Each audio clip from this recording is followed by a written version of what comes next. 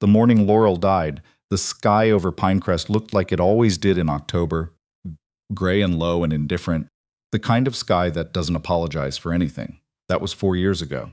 Theo still brought it up sometimes, not because he was sad about it anymore, but because kids mark time differently than adults do. He'd say things like, "Before Mom died, we had that dog," or "After Mom died, you started making eggs wrong." He was 7 now. He cataloged the world in befores and afters, and there wasn't much Cord Britton could do about that except make better eggs. The garage had been Laurel's idea, actually, not the building itself.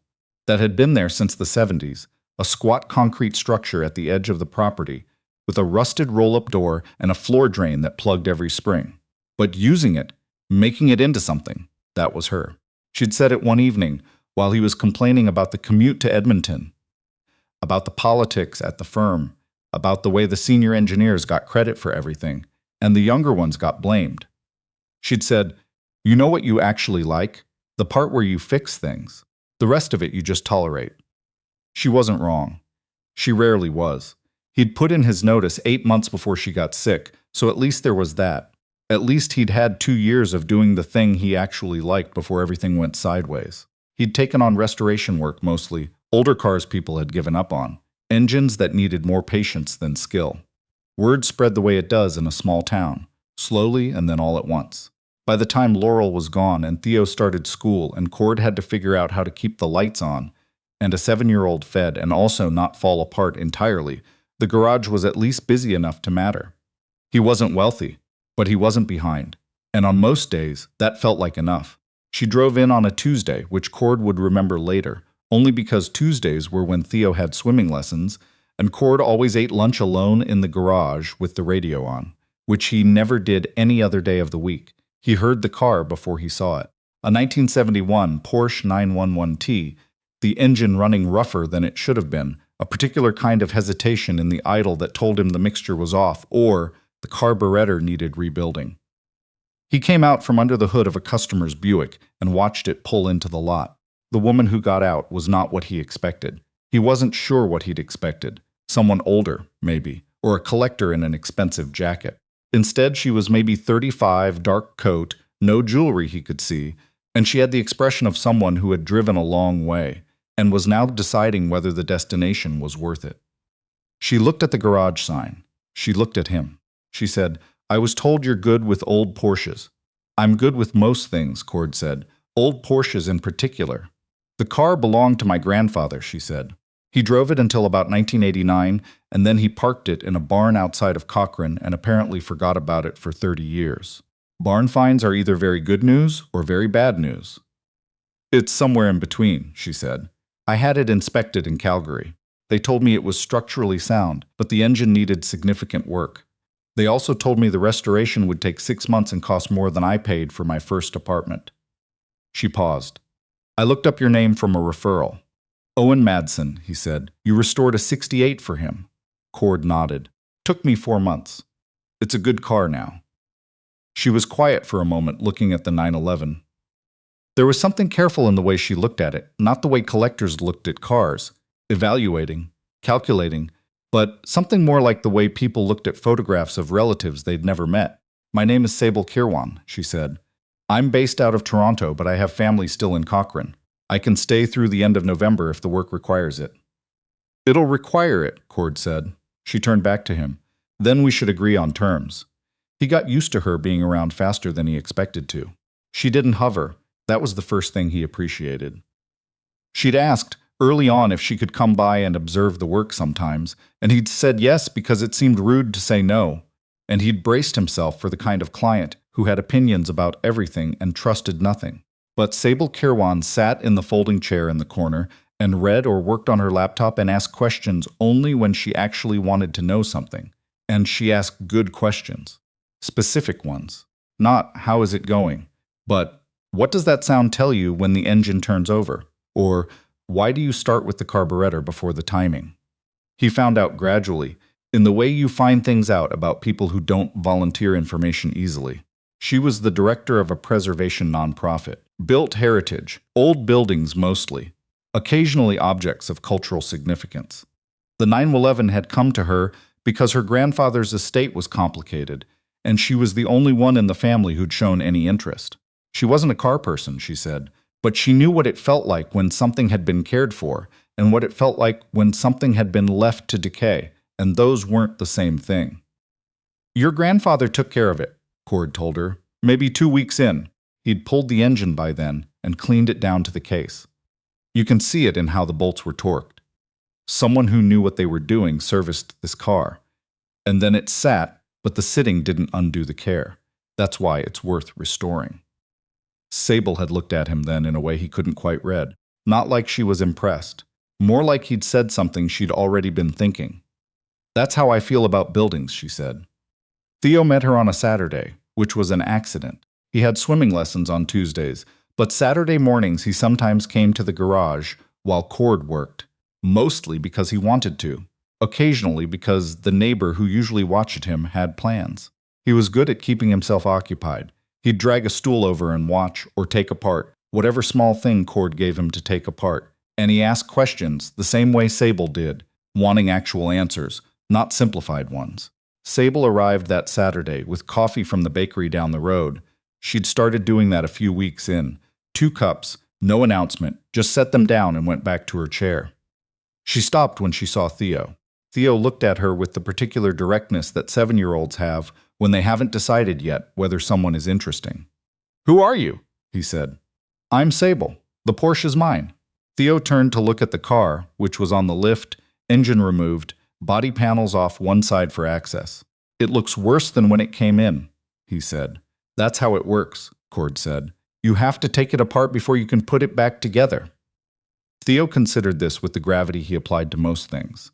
Then he looked at Sable again.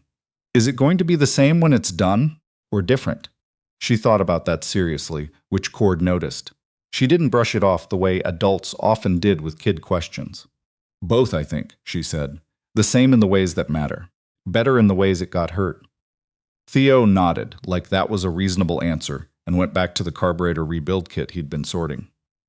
Sable handed Cord one of the coffees and didn't say anything, and he thought maybe that was the moment something shifted, though he wouldn't have been able to name it then. He learned about Martin around week 4. Not because she told him directly. Because she was on a call outside the garage and the door was open, and he wasn't trying to listen. But sound carries in the way it does in empty spaces, and she said the name twice in a voice that was quieter than her usual voice and had something in it. Not grief exactly, but the particular restraint of a person who has learned not to show the thing they're feeling in public. After she came back inside, she was quieter than usual, and, at the end of the day when she was putting her coat on, Cord said, without planning to, "You don't have to tell me anything, but if you want to, I'm not going to ask questions you don't want to answer." She looked at him for a long moment. "Martin was my business partner," she said. "And then he was more than that. And then he showed me, over the course of about 8 months, that everything I thought I knew about his intentions was wrong." "How long ago?" 14 months. She picked up her bag. "He's still the co-director. I couldn't force him out. The structure of the organization didn't allow it. So I work around him.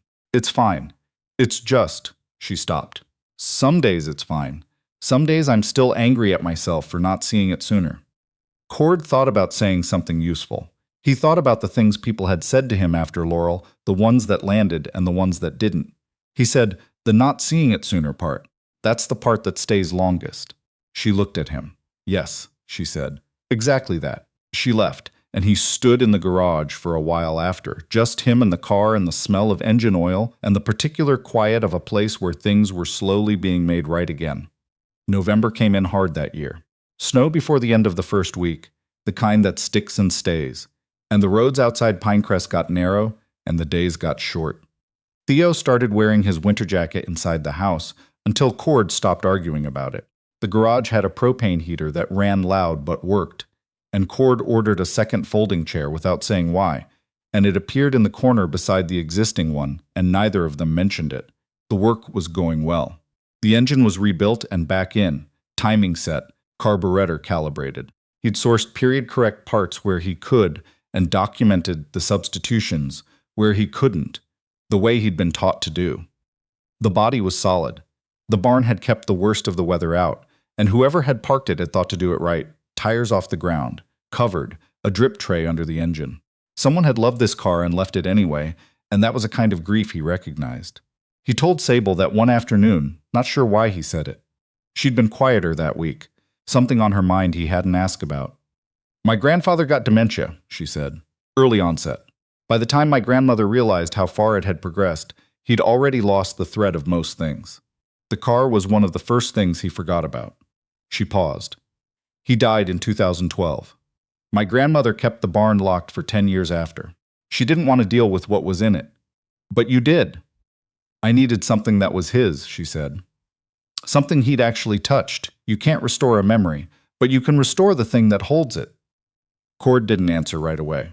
He was holding a wrench and looking at the engine, and he thought about Laurel's voice in the garage, that first evening, "You know what you actually like," and how she'd been right, and how she would never see whether she'd been right. "Yeah," he said, finally. "I know exactly what you mean." The call came on a Thursday.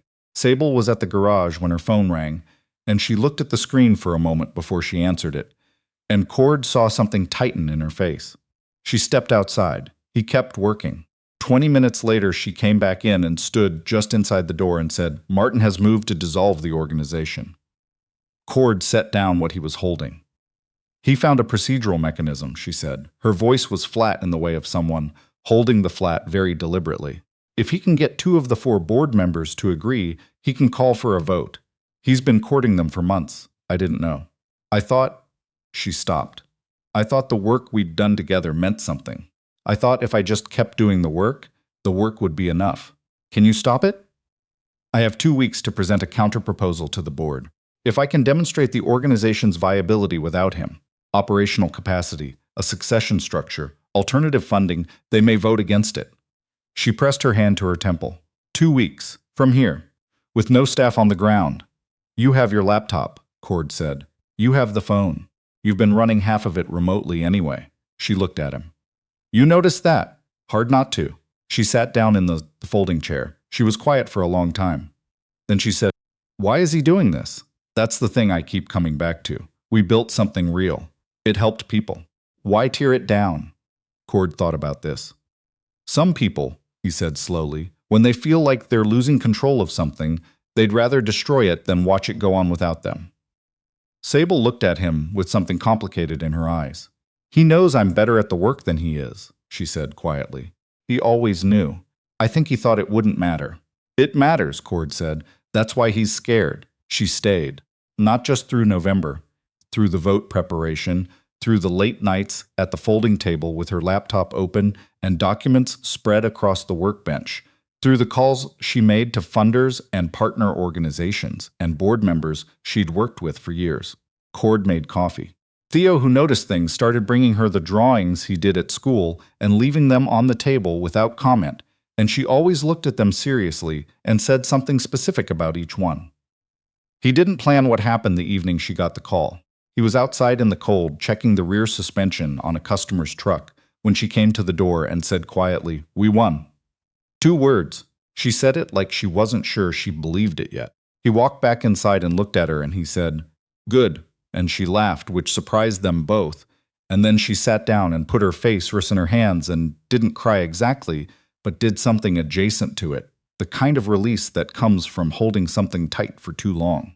He made tea, because that was the kind of man he was, and they sat across from each other at the workbench while the heater ran loud in the corner, and she said, "I keep thinking about what you said. About people destroying things they're afraid of losing." "You don't have to think about him anymore," Cord said. "It's not about him," she said. "It's about what I was. I kept making myself smaller so it wouldn't threaten the partnership. I told myself it was professional. But I did it because I was afraid that if I took up the full space I deserved, he'd leave." She looked at her hands. "That's not his fault. That's a thing I did to myself." Cord was quiet. "There's a version of that," he said finally, "where you're too hard on yourself. And there's a version where you're exactly right and it cost you something real. And the hard part is, those can both be true at the same time." Sable looked at him. "Which version do you think it is?" "I think you already know," he said. "And I think you've been working on it this whole time. That's why you came out here with the car instead of sending it somewhere." She was quiet for a long time. Outside, the snow had started again, soft against the roll-up door. My grandfather used to say that the most honest thing you can do for something you love is to be honest about what's broken, she said. Not pretend it's fine, not give up on it, but actually look at it. He sounds like he knew what he was doing. He did. She looked at the 9-1, sitting now in the corner with its panels back on, paint fresh, engine quiet and ready. Before he forgot. The car was finished the second week of December. Cord drove it first. He always drove a restoration before handing it over, just to hear it, to know what it was going to give whoever came next. The engine was quiet in the right ways and vocal in the right ways, the old flat six finding its voice again after 30 years of silence. He drove it up the highway, out of Pinecrest and back, the winter fields, flat and white on either side, the sky the color of old silver. When he pulled back into the garage and got out, Sable was standing by the door in her coat with her arms crossed against the cold. "Well," she said. "It's a good car," he said. "Your grandfather took care of it. You can feel that in how it moves." She took the keys from him and stood with them for a moment. "I'm going back to Toronto in January," she said. "There's a lot to rebuild. Governance structure, some staff changes, new funding to secure. That sounds like a lot of work." "It is." She looked at him. "I'd like to come back in the spring, if that's all right. There's a building in Cochrane the organization has been interested in. An old granary, possibly heritage designated. I'd need to be on site for the assessment." "Cochrane's 40 minutes from here," Cord said. "I know," she said. "I looked it up." He studied her for a moment. In the garage behind them, the heater was running, and the single light above the lift was on, and everything was the way it usually was at the end of a day. Tools cleaned and put back, the floor swept, the work done for now. "Theo likes you," he said. "He doesn't like most people. Theo is very discerning," Sable said. "He gets it from someone." Cord almost smiled. "You'd be welcome back in the spring. Then I'll come back in the spring." She put the keys in her pocket. She looked at the car one more time, the way she'd looked at it that first day, careful and private. Something in her expression that wasn't quite grief and wasn't quite pride, but was probably both. Then she looked at him. "Thank you," she said, "for the car, and for the rest of it." He nodded. He didn't say it was nothing, because it hadn't been. He didn't say any time, because that would have been too casual for what she meant. He said, "Drive carefully. The highway through the Rockies is going to be bad until March." She smiled then, a real one, unhurried. "I know," she said. "I grew up here." January was quiet the way January in small Alberta towns always is, long and cold and very still. Cord worked. Theo went back to school and came home with art projects, and a cold that lasted 2 weeks, and a strong opinion about which route they should take to the grocery store, which changed every time. He didn't call her. He didn't have her number. Which was technically true, though he thought about that, and decided the technicality was doing some work for him. He wasn't quite ready to look at directly. He thought about what she'd said, about her grandfather's car, and carrying something forward. He thought about Laurel in the garage that first evening, before everything. The part where you fix things. The rest of it you just tolerate. He thought about Theo saying before and after, and the way time moves differently for people who've lost someone. Like there's always a line you can't uncross. One Thursday in February, Theo came into the garage after school and stood in the doorway in his winter gear and said, without preamble, "Is the Porsche lady coming back?" She said, "Spring," Cord said. Theo took off his boots with the particular focused effort kids apply to things that have become rituals. "Good," he said. "She asks better questions than most people." Cord looked at his son. "What kind of questions does she ask?" "Real ones," Theo said. He went inside. She came back the third week of April. "The granary assessment," she said. 3 days at least, possibly a week. She was staying at the motel in Cochrane, but she came by the garage the first morning with 2 coffees from the bakery down the road, same as before, same without announcement, and she set them down on the workbench and said, "What are you working on?" 1969 Chevelle, Cord said. "Owner bought it at an estate sale and doesn't know what he has yet." "What does he have?" "A lot of patience ahead of him," Cord said. "And something worth the patience, if he sticks with it." She picked up one of the coffees and stood beside him and looked at the car. Outside, the snow was gone and the yard smelled like mud and cold water and the very beginning of green things. "I fired Martin," she said, formally. "In January, the new governance structure gave me the authority. He contested it, but the board was unanimous." She paused. I thought I'd feel worse about it, or better. But mostly I just felt like I could breathe again. That's the right feeling, Cord said. She turned to look at him. The morning light was coming in through the side window the way it did in spring, lower and warmer than winter light, and it caught the dust in the air and the surface of the old car and the lines of her face, and Cord thought, carefully, the way he thought about things he wasn't ready to act on yet, that he had missed her. I want to ask you something, she said, and I want you to answer it honestly. All right. Was any of this strange to you? She said. Me being here. The amount of time I spent in your garage. The conversations we had. Cord considered the question the way she'd asked him to. Honestly, no, he said. It wasn't strange. It felt like, he stopped, tried again. It felt like the right amount of everything. I don't usually feel that way. About most things. Sable was quiet for a moment. Good, she said. Because I didn't either. Theo came in from the house then, still in his pajamas, holding a piece of toast, and stopped when he saw her. You came back, he said. I came back, she said. He looked at her, then at his toast, with the gravity of a person weighing significant matters. We're getting a dog, he said. Dad says probably this summer. You should help us pick it. Cord looked at his son. I said maybe. He said probably, Theo said, to Sable. Sable looked at Cord over the top of her coffee cup, and the thing in her eyes was warm and quiet, and very much like the feeling of a morning in a place you've decided to return to. A dog is a big commitment, she said. So is a Porsche, Theo said. He took a bite of toast and headed back to the house, the screen door banging behind him. Cord and Sable stood in the garage with the spring light coming in, and the old Chevelle patient in the corner and the coffee going warm in their hands. And neither of them said anything for a while, and it was the right kind of quiet, the kind that doesn't ask you to fill it.